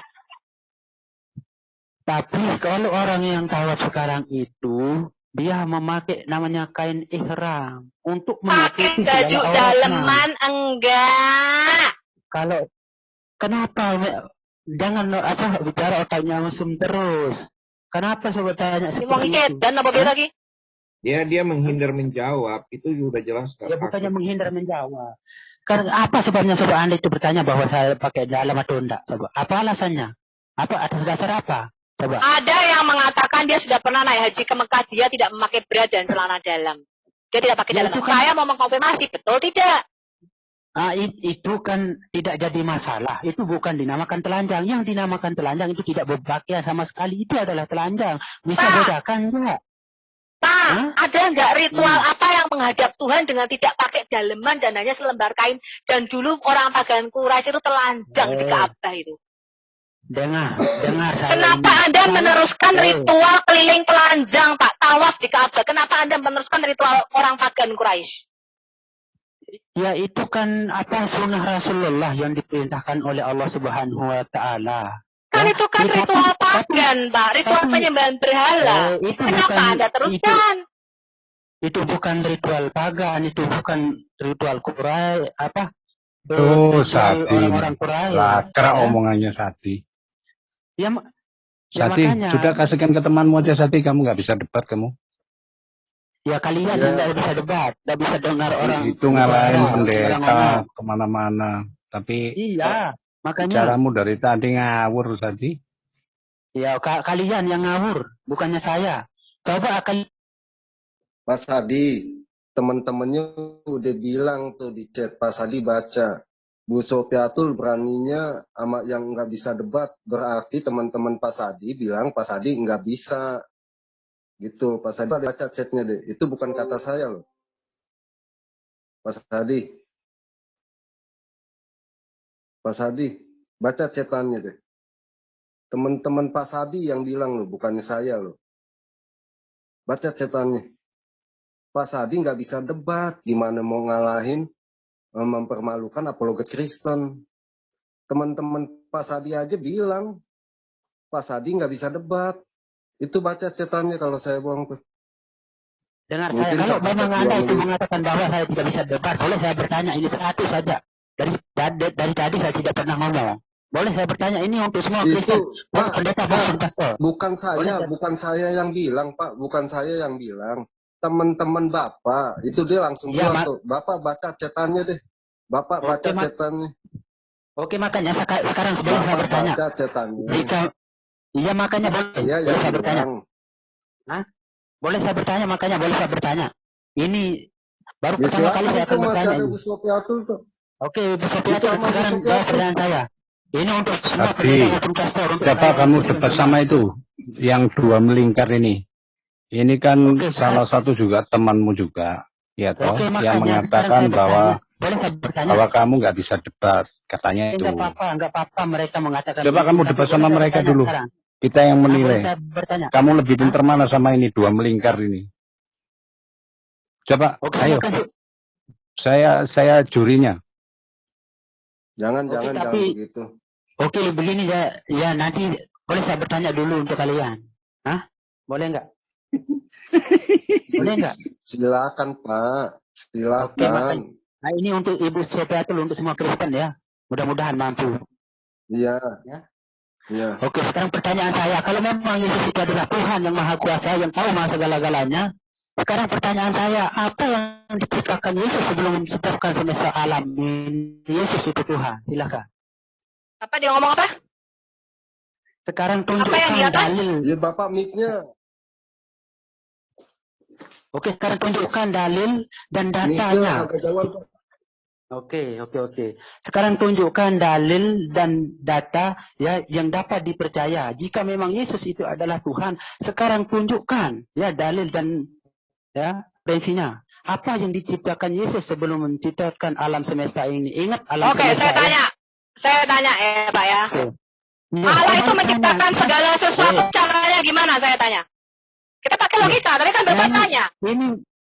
Ini tanda orang yang tidak cerdas. Orang bertanya. Ya memang saya nggak cerdas, makanya tolong diajari Bapak yang cerdas, yang jenius. Oke, silakan. Bagaimana caranya alam semesta? Dengan cara apa Allah menciptakan alam semesta? Oke, jadi Allah Subhanahu Wa Taala itu menciptakan alam semesta. Memahami bahasa satir gimana sih? Oke, dengar saya ya. Jadi cara Allah yang menciptakan alam semesta ini caranya ya, yaitu dengan cukup dengan berfirman. Itulah kemahakuasaan Allah. Stop. Maka akan jadilah. Stop. Allah menciptakan segala sesuatu dengan berfirman. Bapak baca surat 4 ayat 71. Yesus adalah firman Allah dan roh Allah. Ya, jadi segala sesuatu diciptakan lewat sang firman. Oke. Nah, saya akan jawab ya. Itu firman itu adalah media Allah untuk menciptakan sesuatu, bukan firman itu untuk menciptakan sesuatu, tapi itu Allah menciptakan alam semesta dengan berfirman, bukan? Allah menciptakan alam semesta dengan berfirman, bukan? Iya, dengan berfirman. Ya sudah, berarti segala sesuatu diciptakan melalui sang firman. Betul nggak? Bukan melalui dia yang menciptakan, tapi Allah itu menciptakan segala sesuatu dengan firman-Nya. Iya, betul. Allah menciptakan segala sesuatu dengan firman-Nya. Yesus adalah firman Allah sesuai dengan Al-Quran Bapak. Berarti Yesus adalah pencipta. Kalau memang Yesus itu pencipta, makanya sekarang tunjukkan seperti yang saya tanyakan tadi. Sekarang kita pakai logika. Ya. Alkitab mengatakan segala sesuatu diciptakan melalui sang firman. Ya, Yohanes 1 ayat 1 sampai 14. Tidak ada satupun yang jadi dari segala yang diciptakan itu kalau tidak ada sang firman. Karena tadi seperti kata Bapak, Allah menciptakan segala sesuatu melalui firman-Nya. Ya. Nah, saya belum selesai. Ketika Bapak mengatakan bahwa Yesus adalah firman Allah dan roh Allah, firman itu pencipta, Pak. Karena firmannya Sofiatul itu sama, satu dengan Sofiatul. Maka Yohanes katakan pada mulanya adalah firman, firman itu bersama-sama dengan Allah, dan firman itu adalah Allah itu sendiri. Segala sesuatu diciptakan, dijadikan oleh Dia, sang firman atau hologos. Dan tanpa sang firman tidak ada satupun yang telah jadi dari segala yang telah dijadikan. Mudeng Bapak. Oke, sekarang begini ya. Nah, di dalam Yohanes 1 ayat 1 sampai 14 ini sebenarnya itu bukan menjelaskan bahwa firman itu adalah Yesus itu saja. Tapi pada mulanya semua alam semesta ini diciptakan dengan firman. Nah itu bukan Yesus saja. Oke, saya tanya. Satu-satunya yang bergelar kalimatullah adalah Nabi Isa. Baik di dalam Quran maupun di dalam hadis Bapak. Apakah matahari, bulan, bintang bergelar kalimatullah? Semua itu memang tidak apakah Adam bergelar kalimatullah? Apakah Muhammad bergelar kalimatullah? Dengar saya. Sekarang semua Nabi Muhammad SAW sampai Adam sampai semua semesta alam ini diciptakan oleh kalimatullah, diciptakan oleh Nabi Bapak itu diciptakan sang firman atau Yesus, Pak? Termasuk Nabi Bapak dan termasuk saya dan termasuk Bapak, semuanya diciptakan oleh sang firman atau Yesus. Sekarang saya tanya, mengapa hanya Isa yang disebut dan bergelar kalimatullah dan roh Allah? Nah, di sana yang dimaksud dengan kalimatullah itu adalah firman sebenarnya. Firman Allah itu sudah kalimatullah. Kalimatullah itu ya firman Allah. Segala sesuatu diciptakan melalui sang firman. Kalimatullah ini Al-Quha ila Maryam, diturunkan ke dalam lahir Maryam. Maka firman itu telah menjadi manusia dan tinggal antara kita dan kita melihatnya. Yohanes 1 ayat 14. Makanya Yesus itu cuma sebagai firman saja, sama seperti kita juga firman Allah. Ini juga Bapak gelarnya kalimatullah enggak. Bapak itu diciptakan melalui sang firman. Bapak bukan firmannya Allah, Pak. Bapak itu diciptakan oleh firmannya Allah. Bapak itu diciptakan oleh Yesus. Ya, jika tidak ada kuasa Allah, tidak ada firman Allah, semua dunia ini tidak akan ada, manusia ini tidak akan ada. Kalau nggak ada Yesus, Bapak itu ora ono. Ngerti sampean? Kalau nggak ada Yesus, Muhammad ora ono. Karena segala sesuatu diciptakan melalui sang firman. Dan firman itu telah turun menjadi kemarin sore dia ada. Yesus itu kemarin sore dia ada. Sekarang apa alasannya Adam itu ada? Padahal Yesus itu belum ada. Coba. Apa? Apa sih? Bisa jawab nggak? Pak, yang menciptakan Adam itu Yesus, Pak. Segala sesuatu tadi Bapak mengatakan segala. Bapak tadi mengatakan dalilnya mulut Bapak. Dalilnya mulut Bapak. Tadi menciptakan Adam. Coba. Mana? Coba. Dalilnya mulut Bapak. Bapak mengatakan segala sesuatu diciptakan melalui firman-Nya. Betul dah? Yang menciptakan itu adalah Tuhan, yaitu Bapak, yaitu Allah. Yesus itu sang firman. Yesus itu sang firman. Tapi bukan pencipta, bukan Allah. Loh, sekarang saya tanya, kalau firman itu ciptaan apa pencipta? Ya itu adalah alat media. Firman Allah itu ciptaan apa pencipta? Pertanyaan saya. Dia itu bukan pencipta, tapi cuma alat media Allah untuk menciptakan. Itu. Apakah Bapak mau mengatakan firman Allah itu ciptaan? Tidak. Itu cuma apakah firman Allah itu pencipta? Ya? Kalau bukan ciptaan berarti pencipta toh? Tidak. Loh, kalau bukan pencipta terus bukan ciptaan terus apa? Itu cuma alat media. Loh, ya firman Pak, sekarang saya tanya, firmannya Allah itu jadi satu di dalam dirinya Allah apa tidak? Iya tentu, sama kan seperti sekarang suara kamu dengan kamu apakah sama? Ya sudah, makanya Yohanes 1 mengatakan pada mulanya adalah firman, firman itu bersama-sama dengan Allah dan firman itu Allah sendiri. Kita tidak bisa menyamakan bahwa suara Anda itu dengan Anda itu sama, tidak bisa. Loh, kalau begitu saya tidak bisa dituntut di YouTube Pak, karena suara saya dan suara aku berbeda. Betul? Ya, makanya. Mengapa orang dituntut, sekarang aku tanya, mengapa orang dituntut ketika dia menulis buku? Padahal buku itu kan bukan dia. Ya, itu kan tulisannya, bukan dia. Kenapa orang dituntut ketika dia berkata-kata lewat YouTube? Itu kan bukan dia, itu kan cuma suaranya. Karena itu adalah suara kamu. Ya, tapi bukan kamu. Sudah, iki wong iki. Aku kok tambah goblok lagi.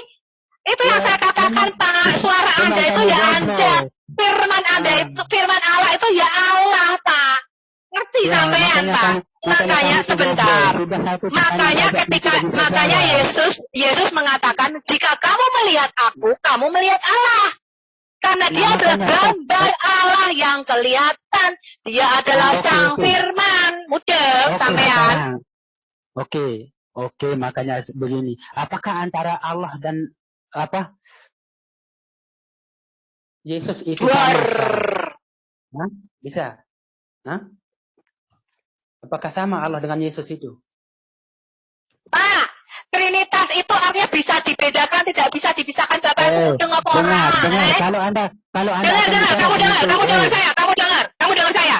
Suaramu dan kamu itu bisa dibedakan. Logo firmanmu dan dirimu itu bisa dibedakan, tapi tidak bisa dipisahkan. Mudah. Suaramu itu ya kamu dewe, Pak. Mudah. Suaramu dan rohmu itu ya kamu. Kalau masalah hakikat tunggal itu adalah hakikat manusia dengan saya, ya, bukan hakikat Tuhan. Supaya kamu tahu kalau kita manusia itu diciptakan menurut gambar dan rupa Tuhan kok. Sampean niku ya apa? Oke, benar. Tapi kan manusia itu harus terdiri dari 3 unsur ini, yaitu roh, yaitu Allah dan jasad. Kalau tidak ada ini maka tidak dikatakan manusia. Nah itu. Itu kan pelajaranku. Iki piye ta? Guru apian kok jadi malah pelajaranku diambil loh. Oke, sekarang begini. Sekarang jika Anda itu tidak mempunyai roh, apa namanya? Pak Sadi udah cukup lah, Pak Sadi. Lain waktu kita bisa ini lagi lah, Pak Sadi. Ya, Pak Sadi. Iya, makanya saya sudah bilang. Ini loh, Pak Sadi tak jelas ya, Pak Sadi. Tidak mampu untuk menjawab pertanyaan saya. Satu aja, tidak ada yang mampu. Apa sih nggak mampu, namanya impoten. Silakan jawab pertanyaan saya yang satu tadi itu. Ayo. Saya bukan nanya jawab, Pak. Saya sudah bikin videonya. Nah. Videonya sampai berseri, bukan cuma tak jawab. Jawab yang tadi itu. Nah, silakan. Kalau memang ada Kristen yang saya jawab. Saya jawab, ya. Doktrin Trinitas itu bukanlah doktrin keberapaan jumlah Allah. Pertanyaan saya, yang saya pertanyakan apa yang diciptakan Yesus, ya, sebelum menciptakan alam semesta ini, ya, sebelum semesta alam ini. Ingat yang dinamakan semesta alam itu adalah dunia, terus dan seterusnya itu. Ingat. Nah, sebelum Yesus menciptakan Yesus menciptakan segala sesuatu, Pak, karena dia adalah Sang Firman. Ya, seperti surah 4, surah An-Nisa ayat 171, Yesus adalah kalimatullah. Dan dari mulut Bapak sendiri mengatakan bahwa Allah menciptakan alam semesta melalui Sang Firman. Kalau kalian itu cerdas. Surah 4 ayat 171, Bapak ngerti enggak? Hafal enggak surah 4 ayat 171? Oh, enggak sama sekali. Sama sekali enggak. Karena Al-Quran itu adalah doktrin bidat nestorian Ibonis Syria. Mengapa kamu mencoba dalil dari sana? Karena itu yang Bapak percaya. Sama seperti Bapak mencomot ayat Alkitab ketika berdebat dengan orang Kristen. Ada yang menganggap bahwa Yesus itu Tuhan. Sama seperti Yesus itu firman, Pak. Mudeng saya. Firmannya Allah. Mudeng Bapak. Jawab pertanyaan saya tadi. Ayo, silakan. Kalau memang ada Kristen yang cerdas, saya minta itu saja. Silakan. Kamu bisa diam enggak? Kalau tidak ada yang bisa, berarti kamu bisa diam enggak? Tidak bisa menjawab pertanyaan saya. Itu aja. Lu pastor ya megah deh kowe yang ilmumu cetek ngono. Udah selesai, Bu. Pastor berdebat. Pak Sadi, kalau ada romo, ada pendeta berdebat sama Pak itu namanya merendahkan diri, Pak. Udah namanya. Silakan jawab. Kalau Anda tidak mampu, minta sama pendeta. Saya baru mau jawab. Oh, enggak perlu. Bapak itu cukup dijawab kelasnya Sofiatul. Silakan. Sekarang tunjukkan data dan dalilnya. Bahwa Yesus apa yang diciptakan Yesus sebelum menciptakan semesta alam. Oke, tadi saya tegaskan bahwa Nabi Bapak sebagai manusia pun dikompar dengan Yesus sebagai manusia sudah kalah 4-0 ya, Pak ya. Saya mau tegaskan lagi. Oke, saya jawab. Ya, apa yang diciptakan Yesus? Yesus adalah the firstborn. Dia yang lahir anak tunggal daripada Allah. Dia yang lahir pertama kali. Dia pertama kali keluar daripada Allah. Dia disebut yang sulung dari segala yang diciptakan. Jadi dia adalah kepala atau arke yang sulung dari yang segala diciptakan. Apa saja yang diciptakan sebelum alam semesta ini, sebelum dimensi kita diciptakan, yang diciptakan adalah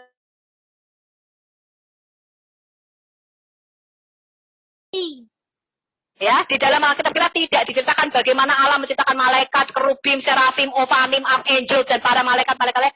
Tidak diceritakan. Tetapi yang pasti mereka diciptakan melalui firman-Nya Allah dan diciptakan lebih dulu sebelum alam semesta ini diciptakan. Jadi yang diciptakan adalah dunia kita sebut dengan hyperdimension.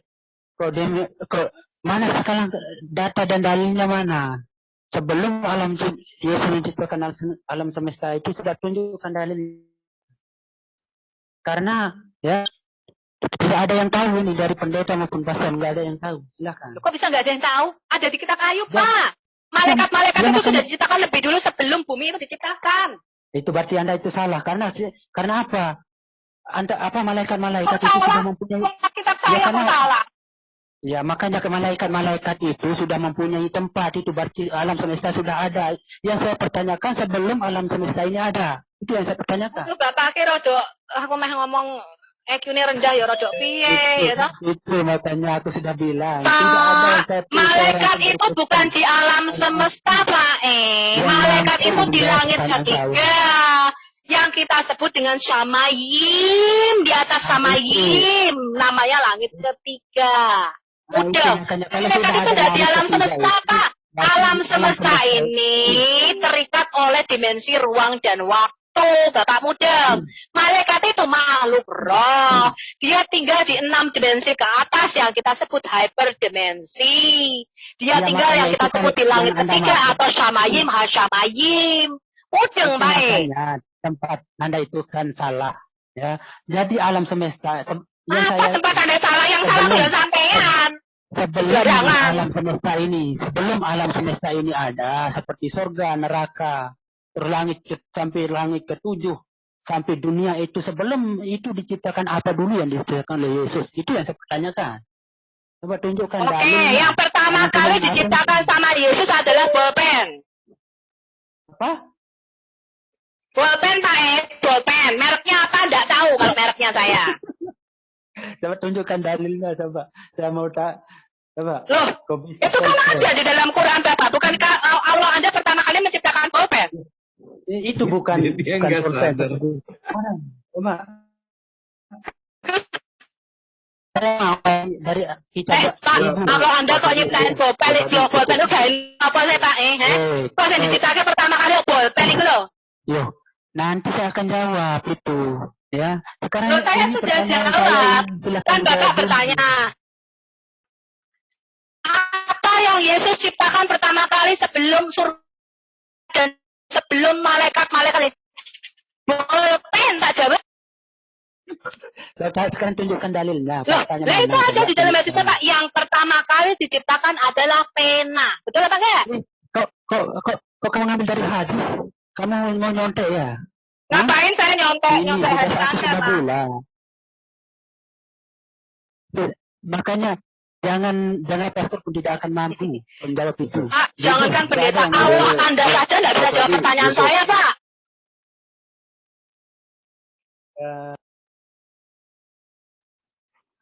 Bu Sofi, kita istirahat dulu deh nih. Pak Sadi makin lama makin ini ya. Mungkin Pak Sahadat, kenapa saya kagak kasih masuk? Karena Pak Sadi sendiri dia bisa mempermalukan Kristen-Kristen, tetapi ternyata teman-teman Muslim juga bilang Pak Sadi nggak bisa debat. Itu intinya, bukan saya. Makanya kan kalian itu saya sudah permalukan, tidak bisa menunjukkan apa yang saya pertanyakan. Sudah Pak, sudah. Saya sudah jawab kok. Saya sudah jawab kok tidak bisa. Bapak kan menanyakan yang diciptakan pertama kali apa saja, pulpen. Sudah saya jawab kok. Lah kalau pendeta nggak bisa jawab, ya itu urusannya pendeta. Dia nggak tahu kali yang diciptakan kalau pertama kali itu pulpen. Soalnya pendeta biasanya kan nggak pakai pulpen dia.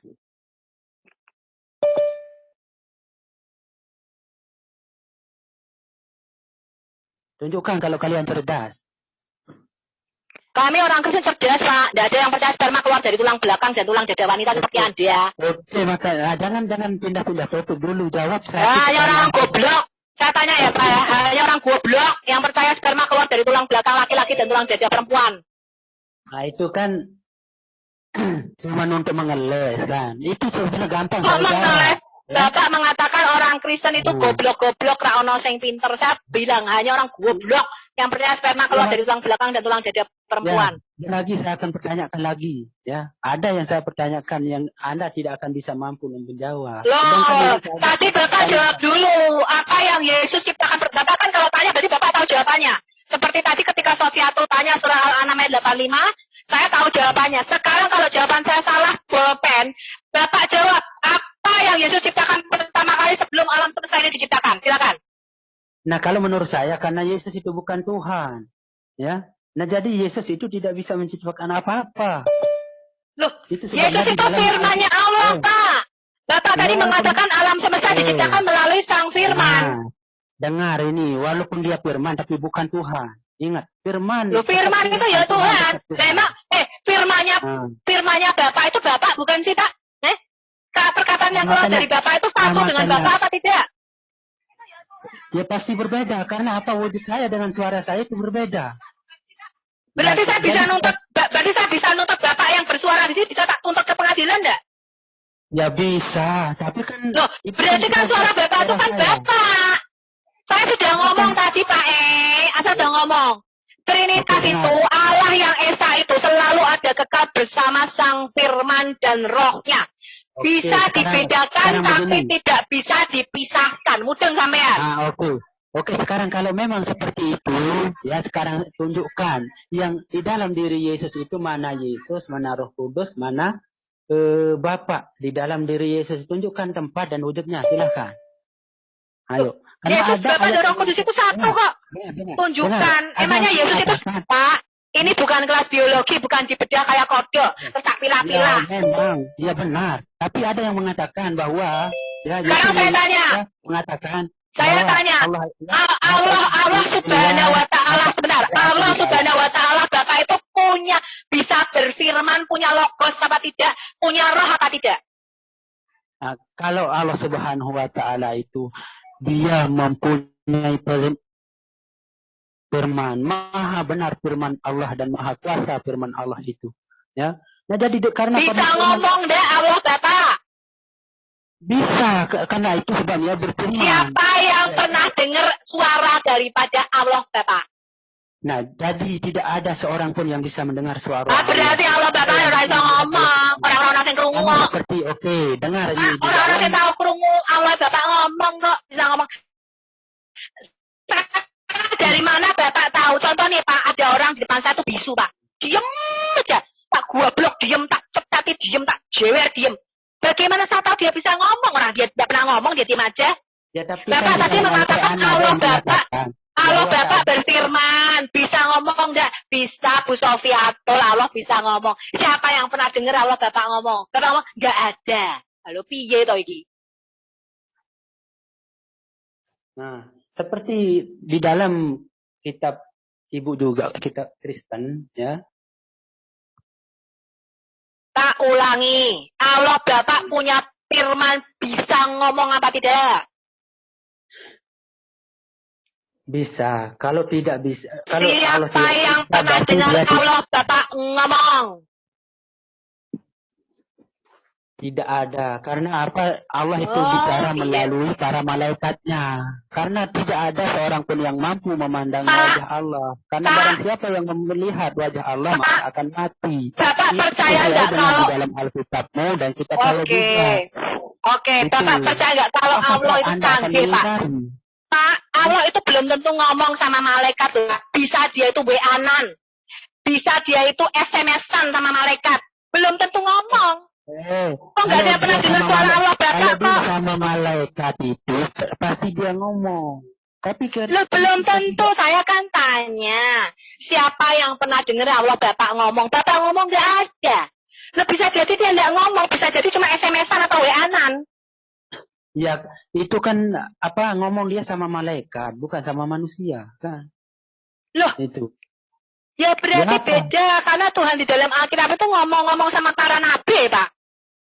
Makanya sekarang tunjukkan. Sedangkan di dalam ayat kitabmu juga engkau tidak tahan. Tuhan juga ngomong sama saya kok. Sampai hari ini kepikiran. Dengar makanya ayat Alkitabmu yang bicara ini. Ya, lagi firman-Nya. engkau tidak tahan memandang wajahku sebab tidak ada orang yang memandang aku dapat hidup. Sekarang apakah Anda akan mengingkari ayat-ayat Alkitab ini? Saya tanya, pada waktu Adam diciptakan itu, Adam mendengar Allah ngomong apa enggak? Tak takoni. Kalau di sana kan itu apa? Itu melalui para malaikatnya, ya. Jadi waktu penciptaan Adam itu, ya, jadi dia tidak bisa mendengar dulu, masih dibikin ada budak, ya. Nah, Adam pas diciptakan budak. Kemarin muslim ada yang masuk sini katanya Adam nggak bisa melihat, betul ya teman-teman ya? Adam buta, jadi Adam budak. Siapa yang bilang Adam tidak bisa melihat? Siapa yang bilang Iya, karena dikatakan Adam ketika diciptakan tidak melihat Allah. Padahal Adam berkata kepada Allah, segerakanlah, selesaikan cepat sebelum matahari terbenam, kata Adam. Tapi Musa mengatakan, oh enggak, Adam tidak melihat Allah. Karena waktu diciptakan itu mungkin tengkurap. Iya, makanya kan waktu Adam diciptakan itu tidak langsung seperti kita. Melalui proses dulu. Dia itu belum ditaruhkan roh dulu, belum ditaruhkan nyawa dulu. Kan, seperti itu. Itu prosesnya. Oke. Kira-kira Adam diciptakan di mana? Surga apa di bumi? Adam diciptakan di surga, bukan di bumi. Di surga kok matahari bisa tenggelam? Emangnya di surga ada malam hari, Pak? Makanya sekarang tunjukkan di mana dalilnya yang mengatakan bahwa Adam diciptakan di dunia. Mana coba? Bukan. Bapak kan mengatakan Adam diciptakan di surga. Kalau di Alkitab kami jelas di bumi. Ya, saya jawab dengan tegas. Kalau dia mengatakan Taman Eden di surga itu terserah dia. Ya, Taman Eden itu di bumi, bukan di surga. Ya. Beda lagi dengan Eden yang di Yeskiel 28 dan kitab Yeremia 14. Itu Eden yang beda. Ya, Eden itu bukan satu tempat sama satu place, itu portal pertemuan antara surga dan bumi, itu namanya Eden. Sekarang saya tegaskan. Ya. Pertanyaan saya, di dalam hadis, sebentar, di dalam hadis Bapak, Adam itu pada waktu ciptakan ngomong begini sama Allah. Pada waktu nyawanya belum nyampe kaki. Allah segerakan cepat-cepat ciptain aku sebelum matahari terbenam. Pada waktu itu Adam melihat Allah, mendengar Allah apa tidak? Sekarang silahkan tunjukkan di mana sebab hadisnya. Allah menciptakan Adam dengan kedua tangannya bukan? Tentu. Iya. Pada waktu diciptakan dia mencampur-campur lumpur itu enggak? Nyari-nyari tanah enggak? Dicampur lumpur terus dibentuk kayak patung gitu, terus baru ditiupkan rohnya bukan? Ini masalah itu kan Jibril yang suruh turun untuk mencari ya saripati tanah itu untuk menciptakan tapil Adam. Nah, turunlah Jibril. Berarti yang menciptakan Jibril. Yang membentuk Adam itu Allah apa Jibril? Nah, Jibril yang membentuk Adam. Ya, oke, Jibril kon ngambil materinya, kon ngambil lempung. Sekarang tak tanyai. Yang membentuk tubuhnya Adam itu Allah apa Jibril? Allah. Membentuk dari tanah. Allah. Nah, pada waktu dibentuk sama Allah kan Adam buru-buru nih, matahari sudah mau terbenam. Matahari segera terbenam kan gitu. Terus Adam mengatakan, cepat-cepat Allah segerakan selesaikan aku sebelum matahari terbenam. Tunjukkan dalilnya di mana itu terdapat seperti itu biar saya jelaskan. Ayo. Aduh. Buka hadis, Pak. Buka hadis. Jangan cuma ngomong. Ya. Buka hadis dulu. Jadi Anda enggak tahu ya kisah penciptaan Adam ya? Repot juga nih. Ya, kalau misalnya penciptaannya itu. Bu Sofi, kita istirahat aja ya. Nanti dilanjut. Pak Sadi istirahat aja ya, Pak Sadi. Oh silahkan. Kalau memang. Tapi ingat pertanyaan saya yang saat itu tidak bisa dijawab, oke? Oh, apa yang bisa dijawab? Oke. Yang tadi. Pertanyaan apa yang bisa dijawab? Apa yang diciptakan Yesus sebelum menciptakan? Tadi apa budik apa pita lagi teman-teman sudah tak jawab yang diciptakan bolpen. Mana? Yo sekarang dalilnya mana? Referensinya Anda itu mana? Bapak kan mengatakan yang pertama kali diciptakan oleh Allah adalah pena. Saya tanya, bagaimana caranya Allah menciptakan? Allah menciptakan dengan berfirman. Betul nggak? Sedangkan Isa Yesus adalah firman-Nya Allah. Ya berarti diciptakan Yesus ya bolpen. Makanya Anda percaya dan Allah Subhanahu wa taala. Sama sekali tidak. Nah, kalau tidak percaya, jangan kamu ambil dari hadis. Tuhan saya Yesus Kristus kok yang menampakkan diri kepada saya. Tuhan Yesus kok Allah nggak pernah menampakkan diri sama saya. Sekarang tunjukkan dalilnya, Allah Subhanahu wa taala Bapak itu tidak pernah menampakkan diri kepada saya, Pak. Yang menampakkan diri kepada saya itu Tuhan Yesus namanya. Gampang saya akan jelaskan itu, tapi saya ingin itu dulu. Silakan. Saya sudah jawab boten. Santai nih bujuk kamu bilang. Yang diciptakan Yesus boten. Ya suka-suka saya orang saya yang jawab. Kalau Anda mau terima apa enggak terserah Anda. Ayo. Nah itu, kalau nggak bisa banyak pendeta dan pastornya ya. Nggak perlu, nggak perlu. Pak Sadi minta. Oke. Pak Sadi selalu minta buktikan. Pak Sadi diminta buktiin nggak? Yo, kan saya sudah buktikan. Semua apa yang Anda pertanyakan itu saya buktikan. Anda mau minta Al-Quran, saya buka Al-Quran. Dengerin, Pak Sadi dari jam 6 kagak pernah share screen cuma sekali doang kayaknya. Ya, kan saya ketika sudah ditanya sama Bu Sophie, ayatnya di mana kagak tahu. Kan saya tapi Al-Quran ditanya kan ayatnya mana, suruh buka. Ya, saya buka Al-Quran ini. Lain kali Pak Sadi gini, dengerin dulu ya. Lain kali ketika ditanya mana ayatnya, Pak Sadi udah siap-siap. Katanya Pak Sadi udah biasa mengalahkan pendeta-pendeta. Udah sekarang kita stop dulu. Mungkin kalau Pak Sadi ini besok kesini lagi aja kalau mau lagi. Sekarang udah 4 jam. Saya rasa udah cukup lah gitu. Mungkin ya itu PR saya buat Bapak tadi. Iya. Oke, setuju Pak Sadi, Bu Sophie. Kenapa? Ya jelaskan Pak, jelaskan kenapa Nabi Bapak lahir